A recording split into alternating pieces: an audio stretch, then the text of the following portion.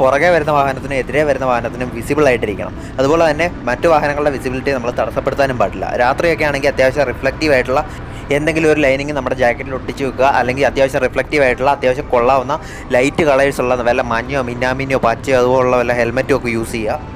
പിന്നെ രാത്രിയാണെങ്കിൽ എതിരെ വരുന്നവൻ്റെ കണ്ണിലോട്ട് bright light അടിച്ച് കൊടുക്കാതിരിക്കുക. അവൻ അടിച്ചു തന്നു കഴിഞ്ഞാൽ നമ്മൾ ഡിമ്മും ബ്രൈറ്റും ഇട്ടിട്ട് അവനെക്കൊണ്ട് എങ്ങനെയെങ്കിലും ലോ ചെയ്യിപ്പിക്കാനായിട്ട് ഡിമ്മ് ചെയ്യിപ്പിക്കാനായിട്ട് നോക്കുക. അവൻ ഡിമ്മ് ചെയ്തില്ലെങ്കിൽ നമ്മൾ ഡിമ്മ് ചെയ്ത് കൊടുക്കണം, അല്ലാതെ ബ്രൈറ്റ് അടിച്ച് അവൻ്റെ കണ്ണിലോട്ട് കൊടുക്കുകയല്ല വേണ്ടത്.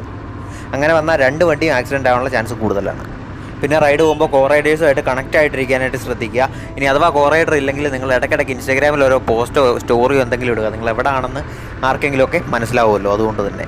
പിന്നെ നിങ്ങൾ ശ്രദ്ധിക്കേണ്ട കാര്യം, ഞാനീ പറയുന്നത് ബുള്ളറ്റിൻ്റെയോ അല്ലെങ്കിൽ അത് വലിയ വണ്ടികളുടെ കാര്യമൊന്നുമല്ല. നിങ്ങൾക്കൊരു 100cc ബൈക്കാണെങ്കിൽ നിങ്ങൾ ഈ എറ്റിക്യൂട്ട്സ് ഒക്കെ പാലിച്ചിട്ട് വേണം റോഡിലോട്ട് ഇറക്കി വണ്ടി ഓടിക്കാനായിട്ട്. സോ ഇനി അടുത്ത റൈഡ് പോകുമ്പോൾ ഈ കാര്യങ്ങളൊക്കെ നോക്കിയിട്ട് നല്ല ഹാപ്പി ആയിട്ട് റൈഡ് പോയിട്ട് വരിക. This is photographer Mallu signing off from this video. Video ഇഷ്ടപ്പെട്ടിട്ടുണ്ടെങ്കിൽ